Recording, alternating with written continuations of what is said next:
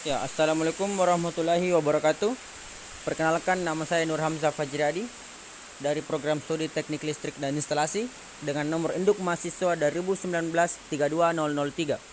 Ya, kali ini saya akan mempresentasikan tentang persamaan garis singgung dan garis normal,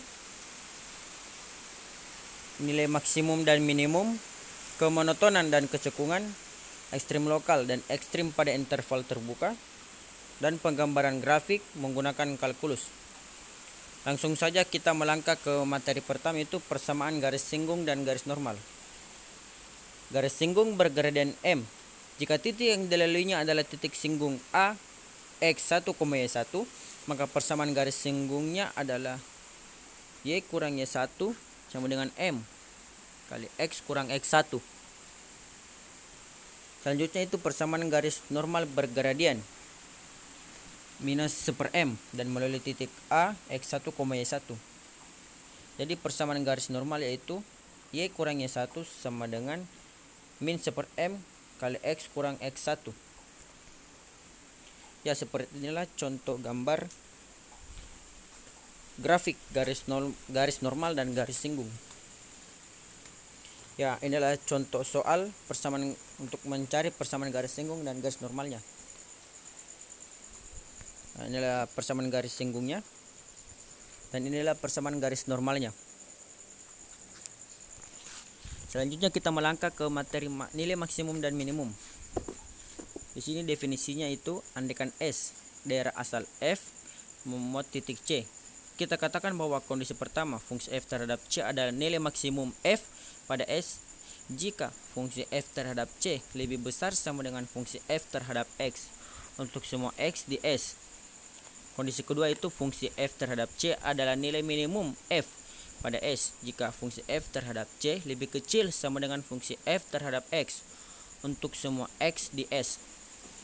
Dan kondisi ketiga itu fungsi F terhadap C adalah nilai ekstrim pada F jika S pada S jika ia adalah nilai maksimum ataupun nilai minimum.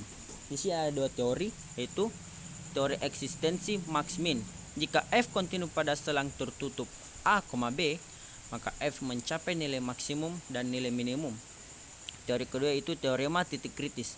Andaikan F didefinisikan pada selang I yang memuat titik C. Jika fungsi F terhadap C adalah titik ekstrim, maka C haruslah suatu titik kritis, yakni C berupa salah satu dari titik ujung dari I. Kondisi kedua itu titik stasioner dari fungsi F terhadap turunan fungsi F terhadap C sama dengan 0. Dan kondisi ketiga yaitu titik singular dari fungsi F terhadap turunan fungsi F terhadap C tidak ada. Tentu seharusnya mencari nilai ekstrim. Prosedur sederhana untuk menghitung nilai maksimum ataupun nilai minimum suatu fungsi kontinu pada selang tertutup ada dua langkah. Itu langkah pertama, carilah titik-titik kritis pada F dari F. Langkah kedua itu hitunglah F pada setiap titik kritis. Yang terbesar adalah nilai maksimum dan yang terkecil adalah nilai minimum. Materi selanjutnya itu kemonotonan dan kecekungan. Yang pertama itu kemonotonan. Andaikan F kontinu pada selang I dan terdiferensiasi pada setiap titik dalam dari I. Kondisi pertama itu jika F aksen X lebih besar dari 0 untuk semua X titik dalam I, maka F naik pada I. Kondisi kedua itu jika F aksen X lebih kecil dari 0 untuk semua X titik dalam, maka F turun pada I. Teorema ini biasanya memperbolehkan kita untuk menentukan secara persis di mana suatu fungsi yang terdiferensiasikan naik dan di mana fungsi tersebut akan turun. Ini merupakan masalah penyelesaian dua ketaksamaan. Selanjutnya itu kecekungan. Andaikan F terdiferensiasi dua kali pada selang buka I. Pada kondisi pertama, jika turunan kedua fungsi F terhadap X lebih dari 0 untuk semua X dalam I, maka F cekung ke atas pada I. Kondisi kedua yaitu jika turunan kedua fungsi F terhadap X lebih kecil dari 0 untuk semua X dalam I, F cekung ke bawah pada I. Untuk kebanyakan fungsi, teorema ini mengubah masalah penentuan kecekungan menjadi masalah penyelesaian ketaksamaan. Selanjutnya itu ekstrim lokal dan ekstrim pada interval terbuka. Yang pertama itu ekstrem lokal. Yang pertama, jika ada selang buka yang memuat C sedemikian sehingga FC merupakan nilai maksimum, maka FC disebut maksimum lokal F, atau kita dapat menyatakan bahwa F memiliki maksimum lokal pada C, fungsi F terhadap C. Kedua, jika ada selang buka yang memuat C sedemikian sehingga fungsi F terhadap C merupakan nilai minimum, maka fungsi F terhadap C disebut minimum lokal F, atau kita dapat mengatakan bahwa F memiliki minimum lokal pada C, fungsi F terhadap C. Maksimum lokal dan minimum lokal secara berturut-turut kadang disebut sebagai maksimum relatif dan minimum relatif. Selanjutnya itu ekstrim pada interval terbuka. Di sini ada dua teori. Teori pertama itu uji turunan pertama untuk ekstrim lokal. Andaikan F kontinu pada selang terbuka A, B yang memuat titik kritis C, ada tiga kondisi, yaitu kondisi pertama, jika turunan F terhadap X,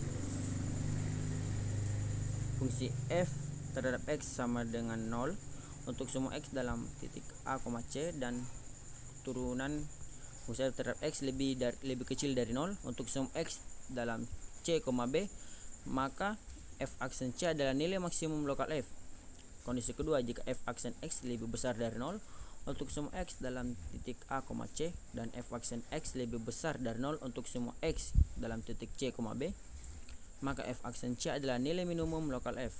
Kondisi ketiga, yaitu jika F aksen X bertanda sama pada kedua pihak C, maka fungsi F terhadap C bukan nilai ekstrim lokal F. Dari kedua itu uji turunan kedua untuk ekstrim lokal. Andaikan turunan pertama dan turunan kedua F ada pada setiap titik dalam selang terbuka A, B yang memuat C, dan andaikan F aksen C sama dengan 0, maka kondisi pertama itu turunan kedua F terhadap C lebih kecil dari 0, maka fungsi F terhadap C adalah nilai maksimum lokal F. Dan kondisi kedua, jika turunan kedua fungsi F terhadap C lebih besar dari 0, maka fungsi F terhadap C adalah nilai minimum lokal F. Selanjutnya itu penggambaran grafik menggunakan kalkulus. Di sini ada 3 langkah dalam menggambar sebuah grafik menggunakan kalkulus. Yang pertama itu menentukan titik potong dengan sumbu-sumbu koordinat, yaitu sumbu X dan sumbu Y.